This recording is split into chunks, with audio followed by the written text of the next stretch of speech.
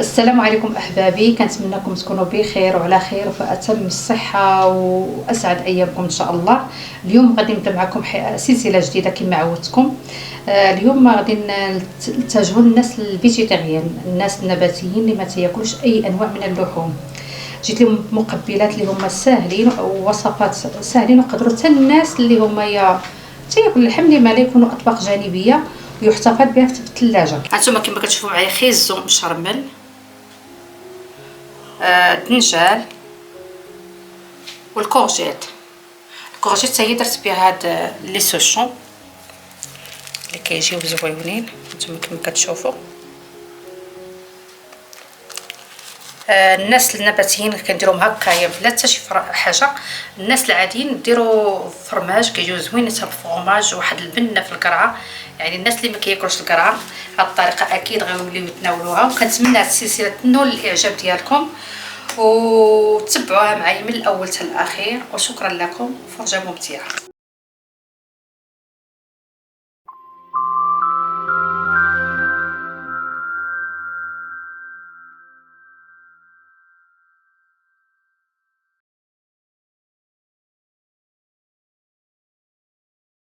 عندنا الخضر باش غادي نديرو هاد الاطباق الجانبيه اللي هي عندنا خيزو وعندنا الدنجال وعندنا القرع. نديرو 3 ديال الاصناف. عافاكم كنجيبوا الخضره من المارشي نغسلوها مزيان مزيان لان فيها التراب وفيها المبيدات الحشريه، ضروري عافاكم البنات نغسلوها بالخل. هذا الخل راه رخيص، دائما كنعتمدوا في الغسيل ديال الخضر.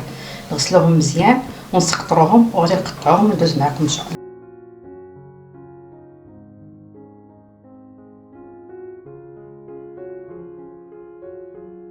نقيت الدنجال خليته بحال هكا شويه ديال القشور وغادي نقطعوه طرافي غلاط.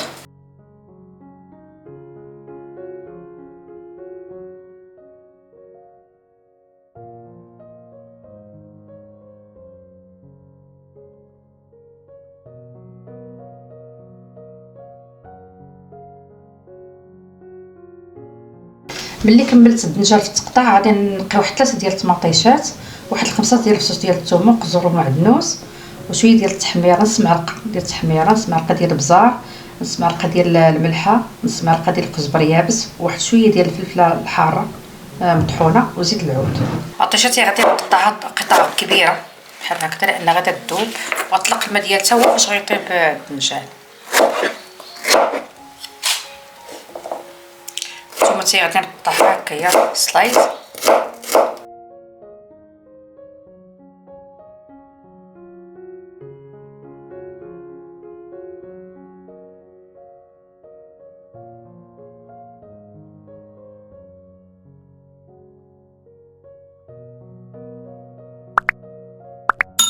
بعد ما خلطته غادي نسد عليه الكوكور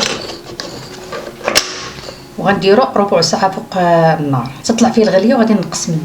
ملي كدوز ربع ساعه كنحلو عليه تيكون نشف، طلق داك الماء ديالو ونشف هكايا. كنزيدو عليه واحد شويه ديال القزبر مقطع. كاين اللي تيبغي يزيد عليه الحامض، انا كنفضل تيبقى المذاق ديال الدنجال. ندوزو للمقبلات الثانيه ان شاء الله.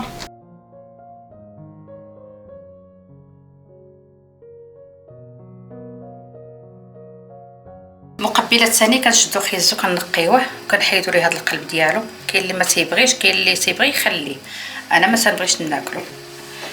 كنقطعوه هكا نصف دوائر.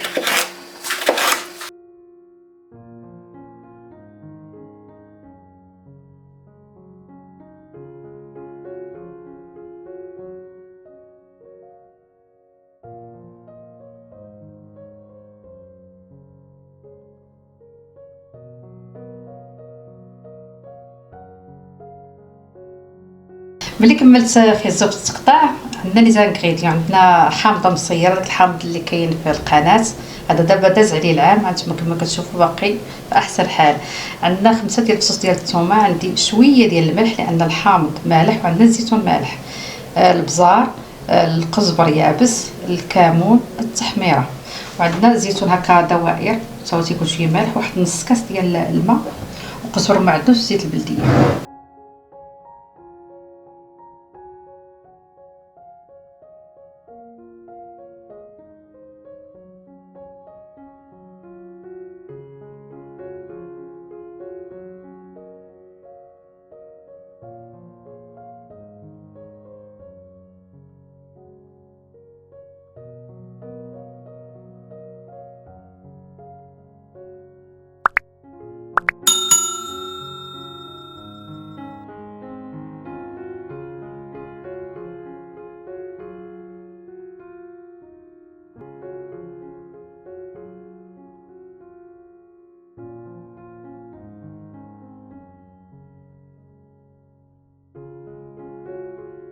كنزيدو الزيتون طبعا راه مغسول، كنزيدو التوابل،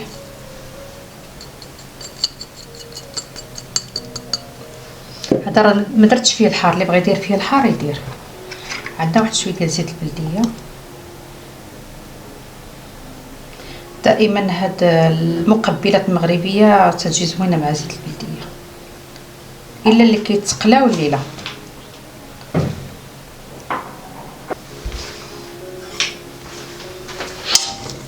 نخلط هاد العناصر كامله مع بعضياتها. راه دابا الريحه ديال الثومه والحامض والزيتون عطي ريحه زوينه. من بعد غادي نزيد واحد نص كاس ديال الماء او قل، نزيدو كامل صافي، وغادي نسد عليه حتى هو ربع ساعه وهو يكون واجد. من بعد ما طاب لينا الخيزو ديالنا كيجي على هذا الشكل هذا، غادي ندير عليه واحد العصيره ديال الحامض، وبهكذا المقبله ديالنا ها هي ولات مزيانه.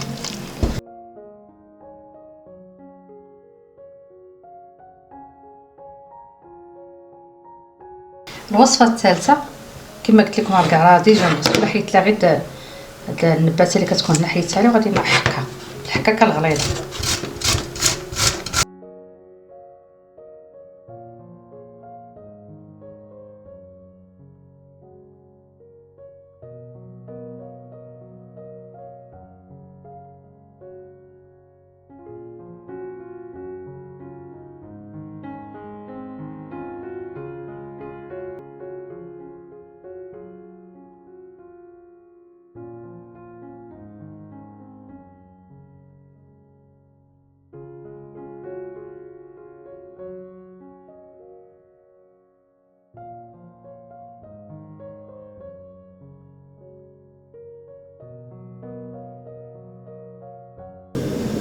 بعد ما حكيت القرحه كلها غادي نوجد واحد شويه ديال الملح وشويه ديال البزار والزعتر، غندير الطنجره فوق النار، غندير واحد شويه ديال الزيت البلديه. راه على فكره ما كيجيوش ميدومين، كيجيو ناشفين بالنسبه اللي كيتشكاو من الحرقه ولا ما عندهم مناش يخافوا. كننزلوا هاد القرعه كلها دقه واحده.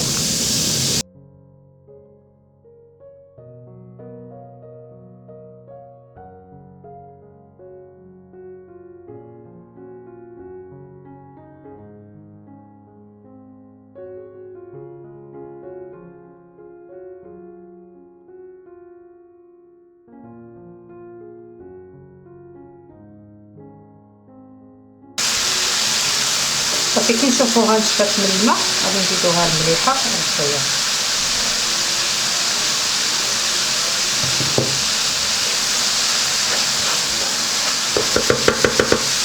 فدائما على نار عاليه، ديروا باش ما تطفيش لنا بزاف. غادي نخليو واحد شويه نشدو عليها نخليوها، ملي كنحسو بها طابت كنديرو عليها شويه ديال الزعتر.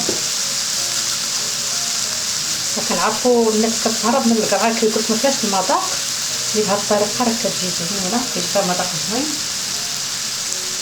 كما شفتوا النوبه الاولى ما درتش فيها بزاف، رجعت ناشفه، غنزيد واحد شويه ديال زيت البلديه ونطفي.